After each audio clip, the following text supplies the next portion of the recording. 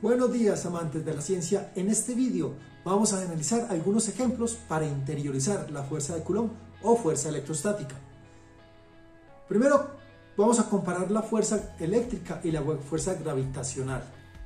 Asumamos la idea de que podemos considerar los núcleos como localizados en el espacio y le aplicamos las normas clásicas del electromagnetismo, es decir, vamos a expresar la fuerza de Coulomb tal como la hemos venido trabajando. Vamos a considerar dos núcleos de helio. Esto también se conoce como partícula alfa, dos partículas alfa. Las fuerzas de repulsión electrostática y de atracción gravitacional van a estar en la línea entre los centros y van a estar dadas por las expresiones. Para la fuerza de Coulomb, pues va a ser fuerza igual a la constante de Coulomb por la carga al cuadrado sobre la distancia entre núcleos al cuadrado. Mientras que la atracción gravitacional va a ser menos la constante de gravitación universal por la masa al cuadrado sobre la distancia al cuadrado, donde las constantes se escriben en el sistema internacional así. Luego, si comparamos la magnitud de estas dos fuerzas, vemos que la fuerza electrostática entre dos partículas alfa es 10 a la 35 veces más intensa que la fuerza gravitacional. La fuerza más importante es la fuerza electrostática. No la notamos porque los átomos se presentan neutros, pero es la más fuerte, la más intensa de todas. Ahora miremos un ejemplo de superposición. Supongamos que las cargas Q1 y Q2 se encuentran fijas en el espacio, separadas a una distancia d. ¿En qué punto se debe ubicar una carga de prueba Q3 para que la fuerza neta sobre ella sea cero? Primero ubicamos el observador, centrado en una de las cargas, y con el eje X en la línea que las une. Consideremos inicialmente lo que ocurre sobre una carga de prueba ubicada en un punto cualquiera del espacio. Miramos las líneas de fuerza que actúan sobre ella. Si las cargas generadoras son del mismo tipo, ambas fuerzas alan o ambas fuerzas empujan. Si son de tipos distintos, una ala y la otra empuja. En cualquier caso, para que la suma de dos vectores sea nula, es necesario que ambos vectores se encuentren sobre la misma línea. De lo contrario, siempre sobrevive una componente. En conclusión, el punto de fuerza nula, si es que existe, debe de encontrarse sobre el eje X.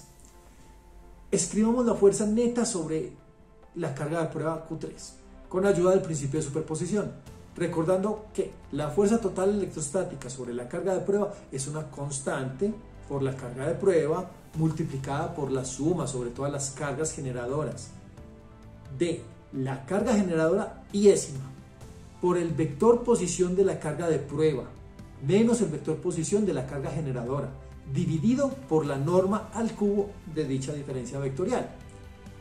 Escribimos los vectores que describen cada una de las cargas. En este ejemplo estamos trabajando en el plano y aplicamos el principio de superposición. Ya que sabemos que el punto buscado se encuentra sobre el eje X, nos concentramos en la coordenada X. Vamos a separar los casos. Primero vamos a trabajar con cargas del mismo signo o del mismo tipo.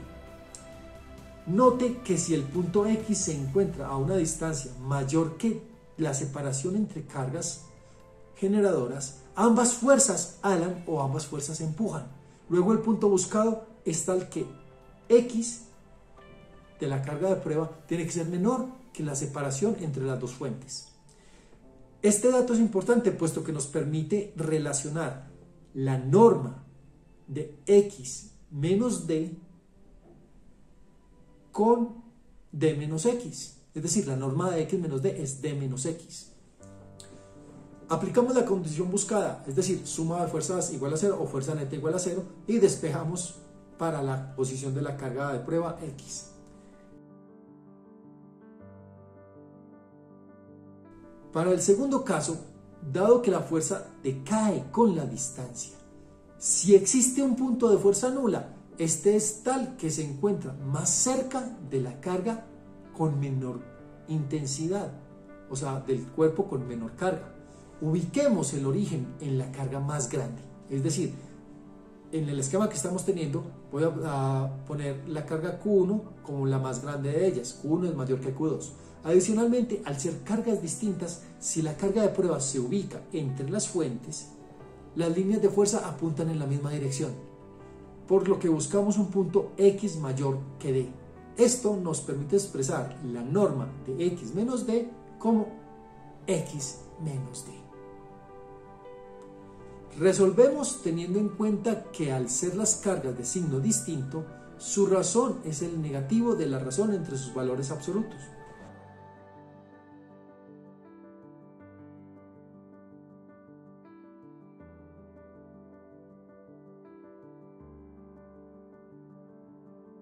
En conclusión, es importante considerar el carácter vectorial de la fuerza y tener en cuenta que la expresión para la interacción coulombiana está dividida por la norma al cubo, y la norma es una cantidad definida positiva. Esto es todo por este video. Hagan muchos ejercicios para que ganen la agilidad mental con la matemática involucrada y sean cuidadosos en el razonamiento para que ganen el dominio de la física. Y por supuesto, disfruten del proceso de aprendizaje. Disfrutar es la mejor forma de aprender. Suscríbanse al canal y activen la notificación para enterarse de nuevos videos.